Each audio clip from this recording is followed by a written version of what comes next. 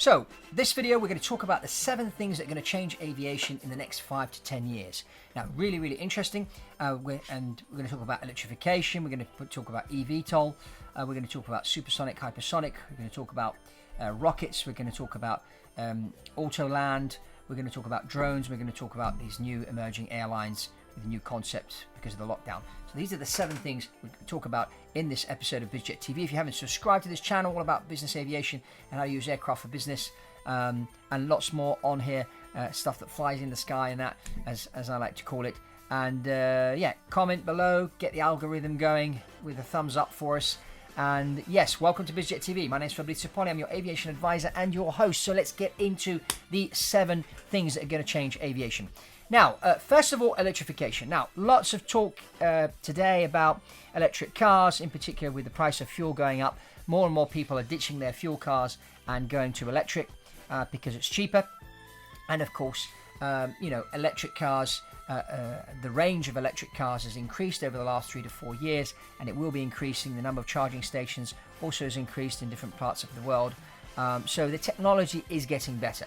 And there are already some electric aircraft out there, and some flight schools are now using electric single-engine aircraft to teach people to fly in.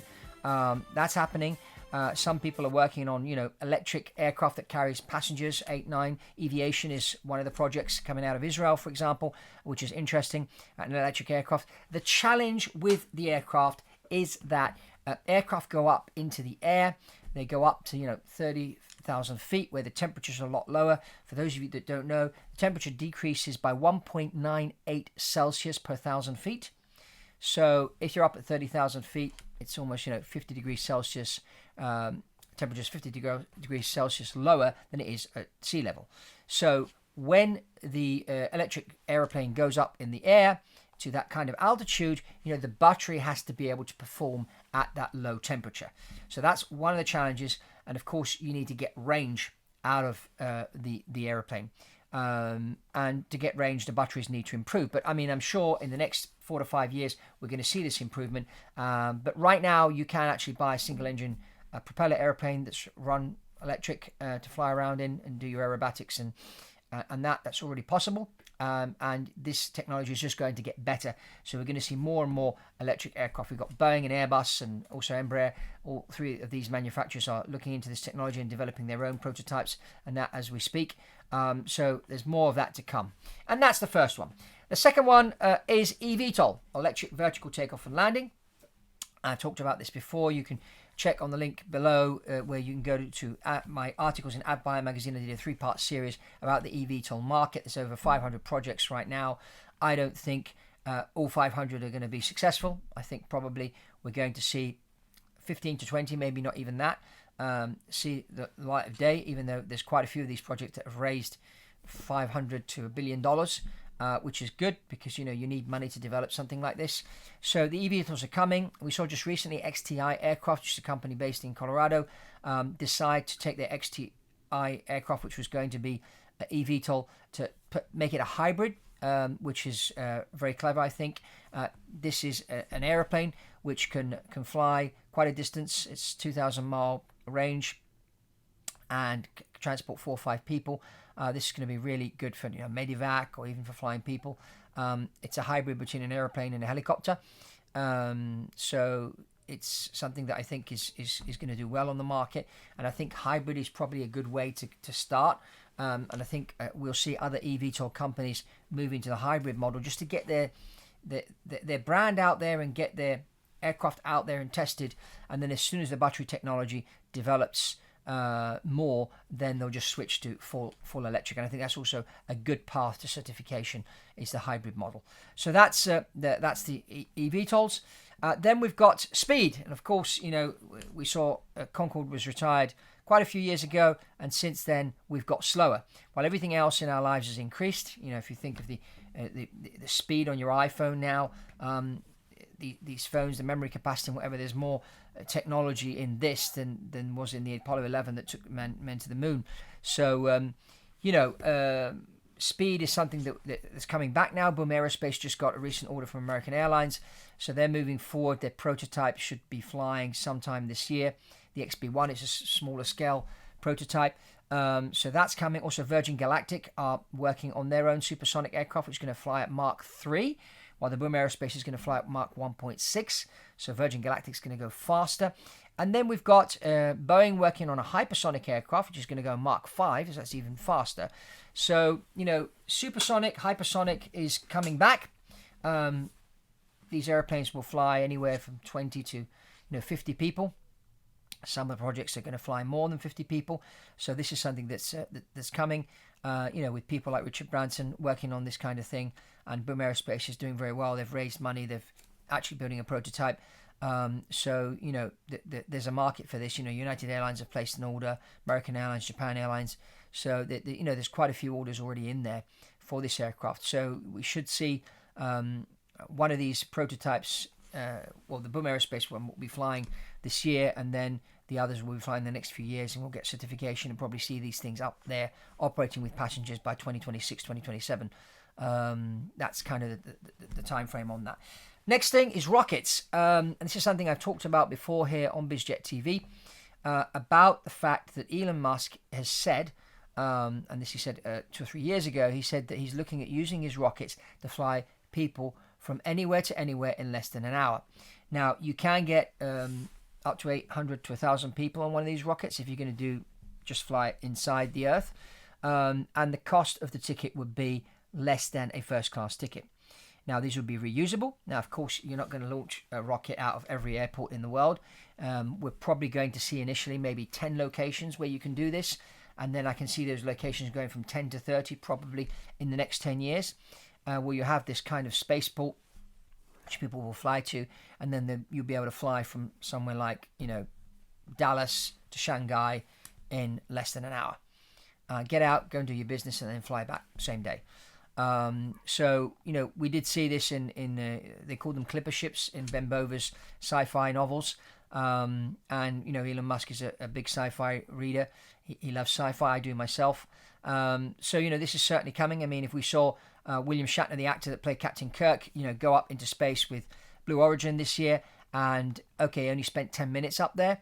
But that rocket could have easily, instead of landing back in Texas, with a few more, maybe an extra 10 minutes of flight, could have landed in Australia.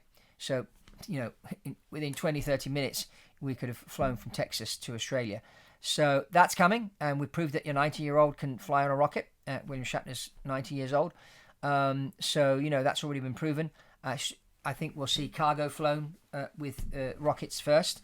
And then, once the various authorities are happy, then we'll see people flying on these rockets. But that's coming. That's coming, and that will in a way challenge the supersonic, hypersonic aircraft and that.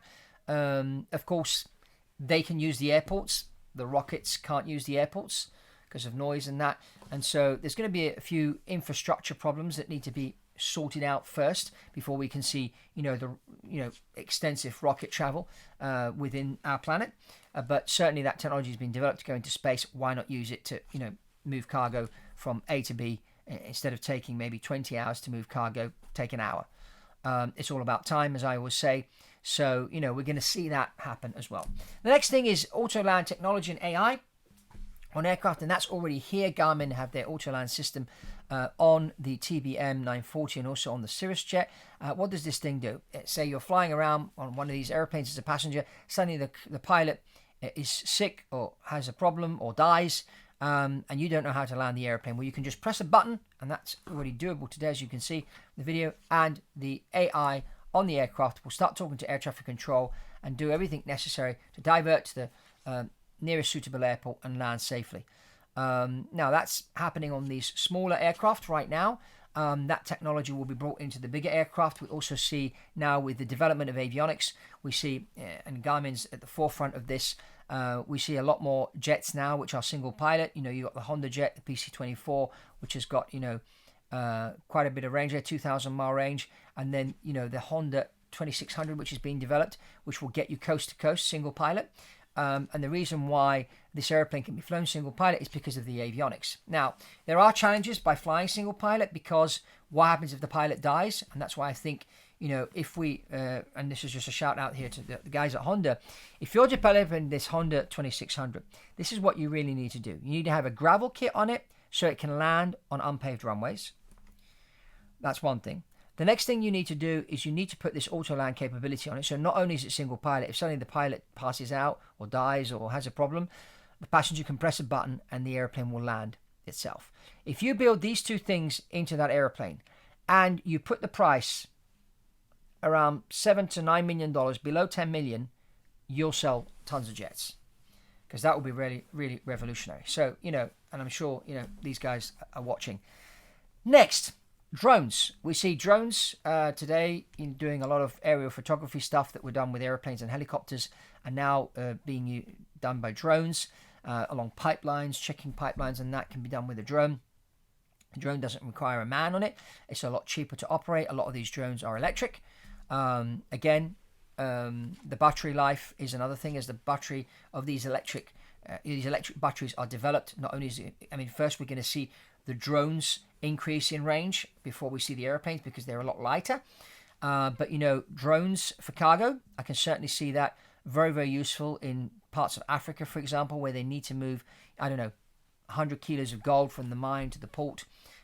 It does get very dangerous to do this. A friend of mine was telling me a few months ago, he's got a friend that has a mine down in Africa, and they have stuff transported on a motorbike through the jungle, but the guy's actually armed with a machine gun to defend himself.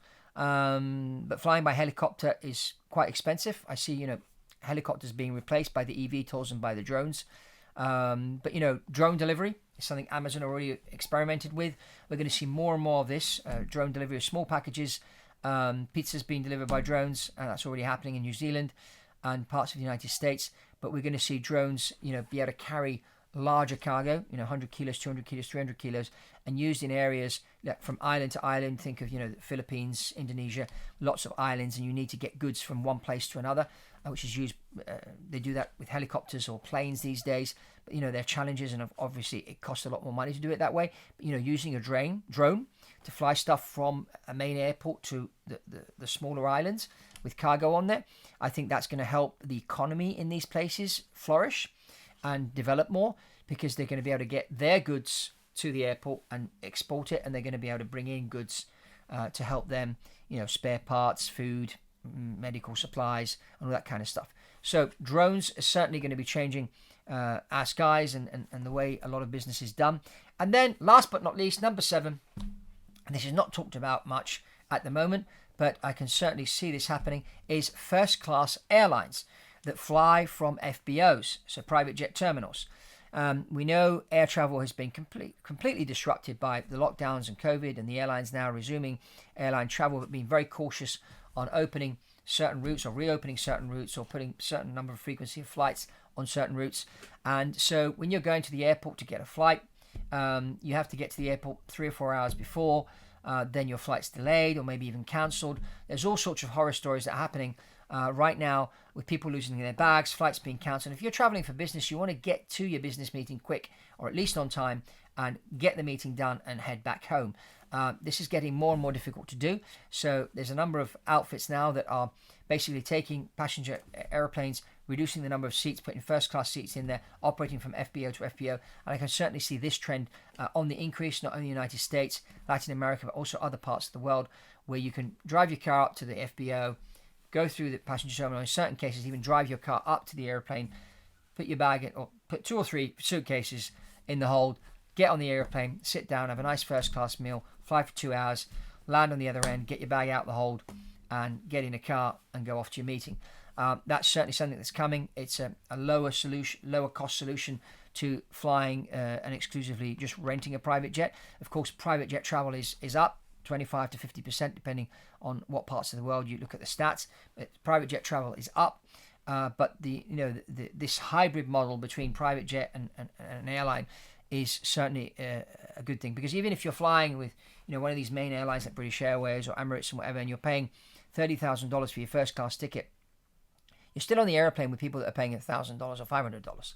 And if that airplane has a technical problem, or there are no pilots, or the pilots are sick, or there aren't enough pilots to fly that flight, or there's a delay for some reason, you're delayed like the guy that's paying $1,000 for his ticket.